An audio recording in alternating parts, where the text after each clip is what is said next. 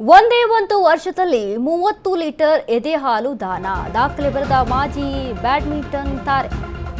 ಒಂದೇ ವರ್ಷದಲ್ಲಿ 30 ಲೀಟರ್ ಎದೆ ಹಾಲು ದಾನವನ್ನ ಮಾಡಿದ್ದಾರೆ.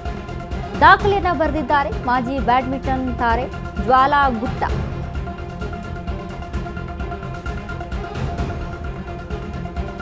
ಚೆನ್ನೈ ಮತ್ತು ಹೈದರಾಬಾದ್ ಸರ್ಕಾರಿ ಆಸ್ಪತ್ರೆಗಳಿಗೆ ಎದೆ ಹಾಲು ದಾನ.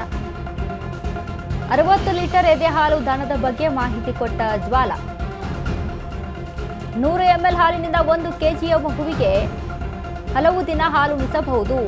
NICU-ನಲ್ಲಿರುವಂತಹ ನೂರಾರು ಮಕ್ಕಳಿಗೆ ನೆರವಾಗುತ್ತೆ. NICU-ನಲ್ಲಿರುವ ಅನೇಕ ಶಿಶುಗಳಿಗೆ ತಾಯಿಯ ಹಾಲು ತಕ್ಷಣಕ್ಕೆ ಸಿಗಲ್ಲ. ಆಗ ದಾನ ಮಾಡಿದ ಎದೆ ಹಾಲು ಶಿಶುವಿಗೆ ಪೌಷ್ಟಿಕಾಂಶ ಒದಗಿಸುತ್ತೆ. ಮಗುವಿನಲ್ಲಿ ರೋಗ ನಿರೋಧಕ ಶಕ್ತಿ ವೃದ್ಧಿಸಲು ಸಹಾಯ ಮಾಡುತ್ತದೆ. NICU-ನಿಂದ ಸುರಕ್ಷಿತವಾಗಿ ಹೊರಬರಲು ಸಹಾಯ ಮಾಡುತ್ತೆ ಎಂದ ಜ್ವಾಲಾ.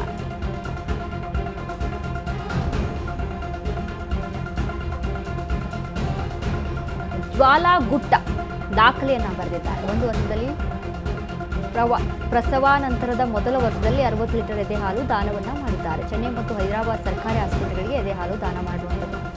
ಎಷ್ಟೋ ಮಕ್ಕಳಿಗೆ ಈಗ ಮೆಡಿಕಲಿ ಪ್ರೂವ್ ಆಗಿರುವಂಥದ್ದು, ಮಕ್ಕಳಿಗೆ ಇಷ್ಟು ವರ್ಷದವರೆಗೂ ಎದೆ ಹಾಲನ್ನು ತಾಯಿ ತನ್ನ ಹಾಲನ್ನು ಉಣಿಸಬೇಕು ಅನ್ನುವಂಥ ನಿಟ್ಟಿನಲ್ಲಿ. ಯಾಕಂತ ಅಂದರೆ ಪೌಷ್ಟಿಕಾಂಶ ಹೆಚ್ಚಾಗಿರುತ್ತೆ, ಮಕ್ಕಳಿಗೆ ಬೆಳವಣಿಗೆಗೆ ಅದು ಪೂರಕವಾಗಿರುತ್ತೆ ಅನ್ನುವಂಥ ವಿಚಾರಕ್ಕೆ ಸಂಬಂಧಪಟ್ಟಂತೆ ಈಗ ಜ್ವಾಲಾ ಗುಟ್ಟಾ ಮೊದಲ ವರ್ಷದಲ್ಲೇ ಈ ರೀತಿಯಾಗಿ ದಾಖಲೆಯನ್ನು ಬರೆದಿದ್ದಾರೆ.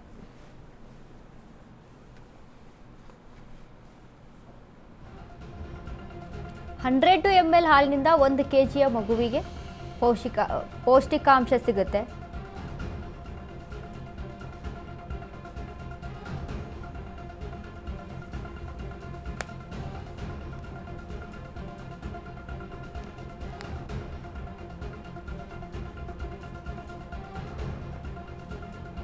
ಒಂದು ವರ್ಷದಲ್ಲಿ 30 ಲೀಟರ್ ಎದೆ ಹಾಲನ್ನು ದಾನ ಮಾಡಿರುವಂಥದ್ದು.